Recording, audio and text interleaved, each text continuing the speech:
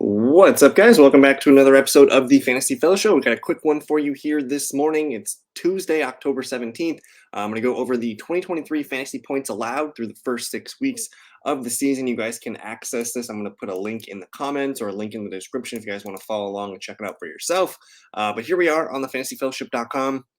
You guys can simply, on the homepage, there's a tab for it. Otherwise, you can just go over the content and hit 2023 fantasy points allowed. But let's get right into it here. This first chart is a fantasy points allowed, like in total. So if I kind of zoom in here, you can see that it lists.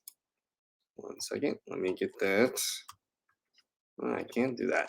But anyways, it lists the quarterbacks, running backs, receivers, tight ends. It lists all those points here and adds them up on the far right column. So that's what's actually filtering this chart. The Denver Broncos are allowing the most fantasy points per game.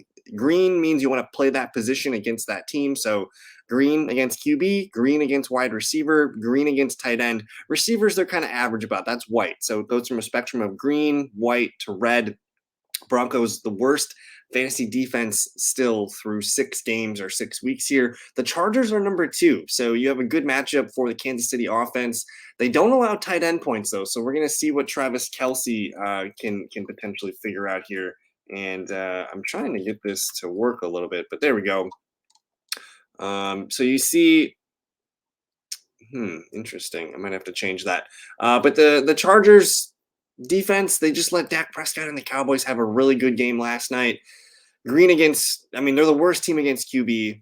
Running backs are okay, wide receivers are okay, but you want to start, these week 7 teams here. So Green Bay, Kansas City, the Raiders, Seattle, Arizona, Cleveland, the teams in this column, they have the best fantasy matchups this weekend. And we're going to get into more detail here, but I just want to mention the teams that are allowing the fewest fantasy points per game here. That's Cleveland Browns, so tough matchup for the Colts. The Ravens, number 2, that's a tough matchup for the Lions. The Saints, the Cowboys are on bye, but the Chiefs, the 49ers, the Bills, these are all tough defenses, and you don't really want to, play flex type players. You want to lean towards going into other games here. So not a lot of fantasy points to be had against these teams.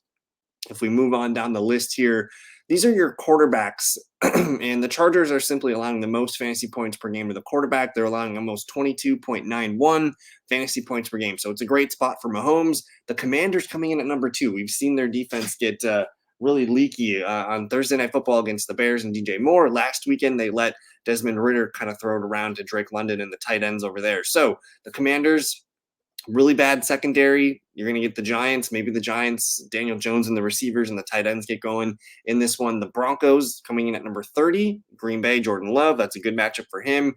Not sure what to think about the Bears going up against the potential Brian Hoyer-led Raiders. You have the Arizona Cardinals coming in at number 28. That's a great matchup for Geno. The Eagles, that's a great matchup for Tua Tagovailoa. And then we'll see about Deshaun Watson. Looks like a good matchup for Brock Purdy, good matchup for Derek Carr, and a good matchup for Jalen Hurts. So you want to really play some of these top-end players against these defenses. And then down here, teams to avoid. Like, it's a tough matchup for Jared Goff going up against the Ravens in Baltimore. It's a tough matchup for Kirk Cousins hosting the 49ers. It's a tough matchup for Mac Jones. We're not using Mac Jones. It's a really tough matchup for Gardner Minshew. We're not really excited about that Colts offense. And a tough matchup for Josh Allen, but he should be able to do okay against the Patriots. You're not sitting Josh Allen. And then it is a tough matchup for Trevor Lawrence. We'll see if he can play going up against the Saints. So we'll move on down to the running back position. Let's take a look here. So the Denver Broncos continue to allow the most points per game to the running back position. They allow 38.85 PPR points per game to this position. They've allowed 8 rushing touchdowns and 4 receiving touchdowns.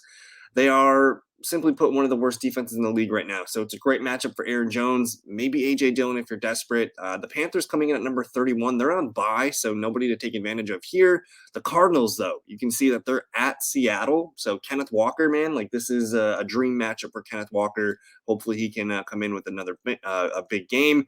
The Chicago Bears going up against the Raiders. Yeah, you're playing Josh Jacobs. The Packers against the Broncos. You kind of want to lean to getting in Javonte Williams and probably Julian McLaughlin in this one.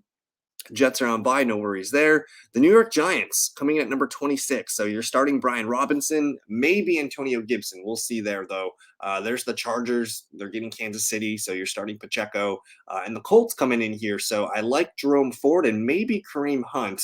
And then there's Buffalo Bills. So maybe Ramondre Stevenson coming in for you. On the bottom of this list here, I don't know if it's cut off on the screen, but the Lions, the best team against the running backs here. They're only allowing 12 PPR points per game. So both Gus and Justice Hill are low end RB2 flex plays at best. Not a great matchup for them. The Saints coming in at number 2. You're not sitting ETN. They'll continue to play ETN. I still, even though it's a red matchup, I'm playing my studs, and I think ETN has proven he's a stud for us. There's Atlanta coming in at number 3. Rachaad White, not a great matchup for him. He didn't look too great last weekend either. The Buccaneers really can't run the football. So I'm considering Rachaad White is a low-end RB2 flex play. You have the Eagles going up against Miami. You're starting Raheem Mostert, no problem. And then the Kansas City Chiefs, really good defense against running backs. They're getting Austin Eckler, though. You're not sitting Austin Eckler. But there you go. There's the major running back ones that we're looking at. Let's go on down to the wide receivers. And for the wide receivers, the Seahawks are allowing the most fantasy points per game to the wide receiver position. That's up to almost 47 PPR points per game. So yeah, start Marquise Brown. It's a great matchup. Maybe even Michael Wilson, maybe Rondale Moore, probably not Rondale Moore, but for sure Marquise Brown. The Chargers going up against the Kansas City Chiefs. We don't really have a Chiefs receiver that we want to take advantage of, but if there is one, it's Rashee Rice, the rookie here. He's starting to get more and more work put on his plate, and he's performing. He does look like the best Chiefs receiver to me. Deeper leagues, yeah, maybe Sky Moore, maybe Kadarius Toney. Not really excited about those plays, though. The Steelers are going to get the Rams. So Cooper Kupp, Puka Nacua, maybe even Tutu Atwell are in play here. The Vikings getting the 49ers. You're starting Brandon Ayuk. We're going to see about Deebo Samuel. The Commanders going up against the Giants. We noted the Commanders were really bad against QB. Well, they're also pretty bad against wide receiver here.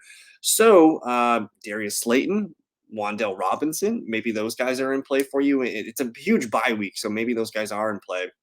You have the Philadelphia Eagles here going up against Miami. You're starting Tyreek. You're starting Waddle. Seattle, you're starting, or this is the Cardinals, and they get the Seattle Seahawks. You're starting Lockett.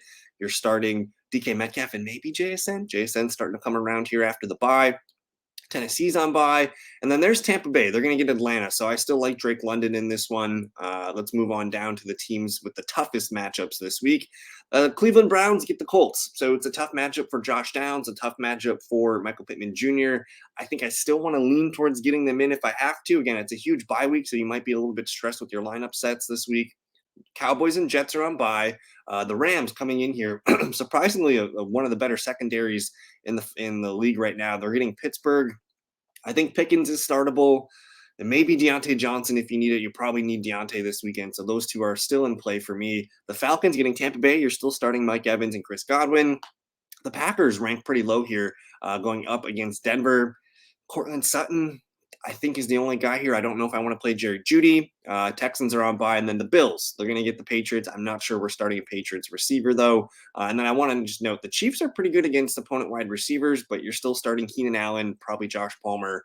And there you are. There's your top wide receiver and bad wide receiver matchups.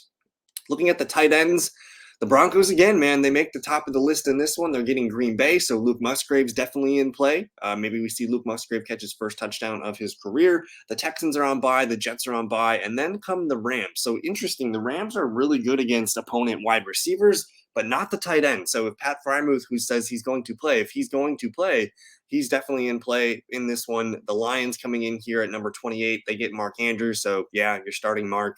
Bengals on bye. The Falcons, we noticed that they have a pretty good defense across the board here, but they do allow tight end points.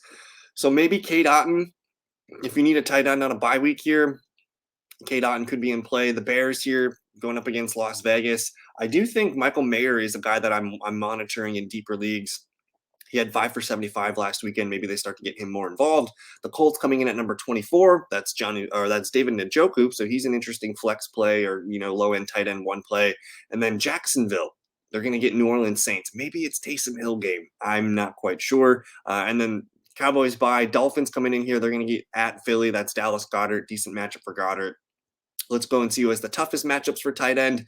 Baltimore, they're going to get the Lions in Baltimore. So tough matchup for Laporta, but I think I'm going to, again, it's a thing where even though Laporta's a rookie, he's proven that he is a stud running or tight end one. I'm going to leave him in my lineup. The Cardinals, they're going to get the Seahawks, but we're not using those tight ends.